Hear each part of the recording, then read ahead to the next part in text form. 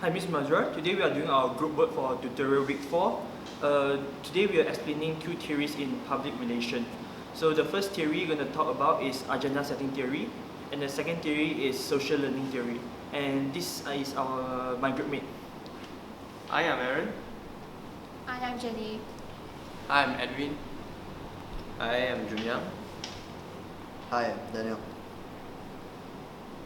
And I'm Aoyang.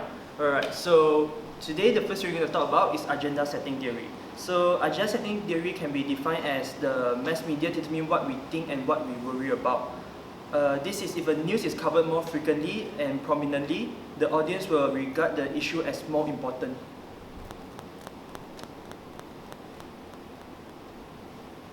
And so I'll be talking about the advantages of agenda settings.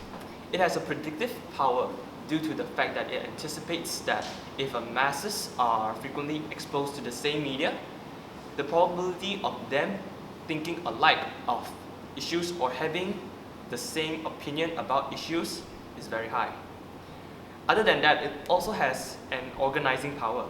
This is to say that most people see the same issues as important.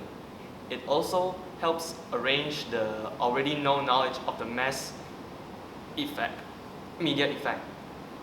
Moreover, it has an explanatory power because it explains why most people go for the one particular piece of information. Now I pass to Edwin.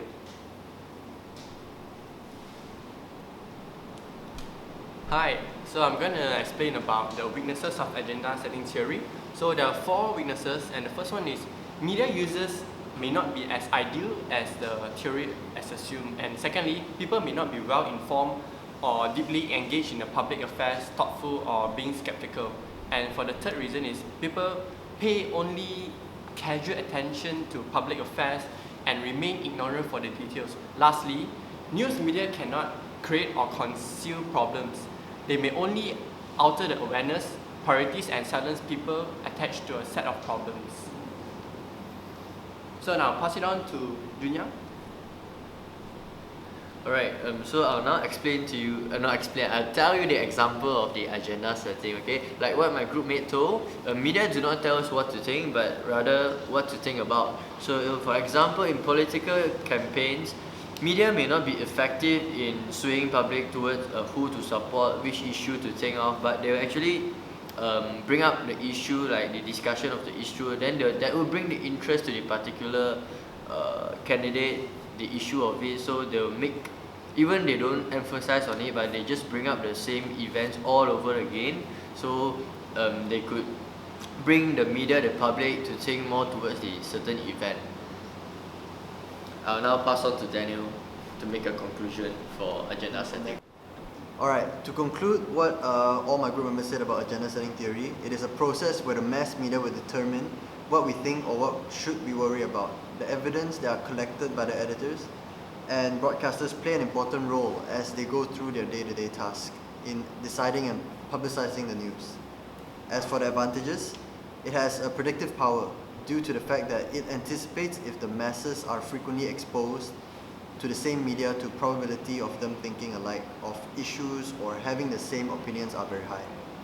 Another advantage is that it has an organizing power. Most people see that same issues as important.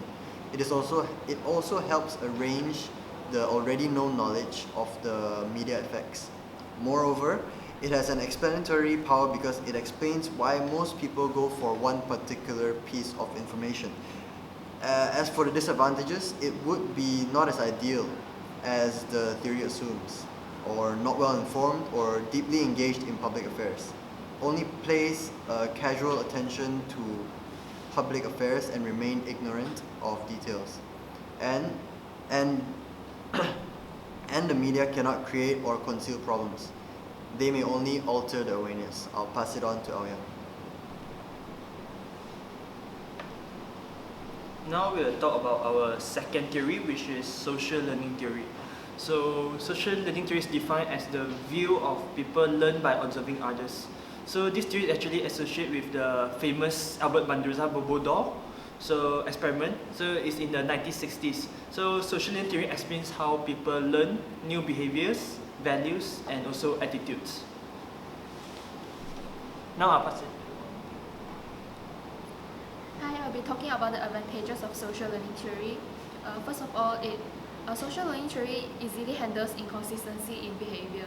It is also optimistic in a good way, and social learning theory is an accurate picture explaining how behavior is learned, and it offers a way to integrate social and cognitive theories. It also allows an account for cognitive processes and explain a large amount of behavior. Most importantly, social learning theory is accurate and easy to understand. Now I'll pass it to Edwin. Hi, so I'll be explaining about the weaknesses of social learning theory. So, firstly, social learning theory is too heavy of an emphasis on what happened instead of what the observer does with what happens. Secondly, it does not take into account physically and mental changes. Thirdly, it doesn't explain all behavior and it doesn't explain behavioral differences. Lastly, social learning theory doesn't take into account that what one person views as a punishment, another person may view as a reward. So now I'll pass it on to Junyang. The most common examples of social learning situation are the television commercials. Okay, commercials suggest that drinking a certain beverage or using a particular hair shampoo will actually make you popular, win the admiration from some attractive people, but depending upon the component processes involved, such as attention or motivation, we may model the behavior shown in the commercial and buy the product being advertised. So it's kind of, this is social learning theory. So by looking at it, you thought the celebrity using the hair shampoo, and then their hair became so silky smooth, and then you thought that if you buy the product, your hair can also be silky smooth, but it's actually the social learning theory. It might not be true. I'll pass it to Daniel to make the whole conclusion for you guys. Thanks. Alright, so to conclude the social learning, this is the view that people learn by observing others. Associated with Albert Bandura, this theory explains how people learn new behaviors, values, and attitudes. The advantages of social learning theory is how it easily handles inconsistency in behavior, optimistic in a good way, accurate pictures explaining how behavior is learned, offers a way to integrate social and cognitive theories, allows and accounts for cognitive theories and processes, explains a large number of behaviors, and also accurately and easily to understand.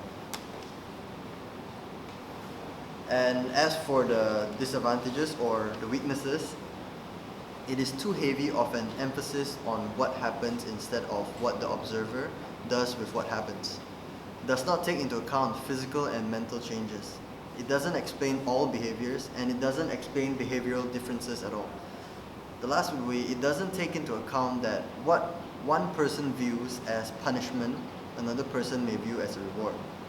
So after what all my group members and I have said, we hope that you understand the two theories, which is agenda setting theory and social learning theory. Thank you very much. So that's all for now. We hope that you understand what we're trying to explain about these two theories. And we all like to say thank you for watching and see you. Thank you. Bye. Bye.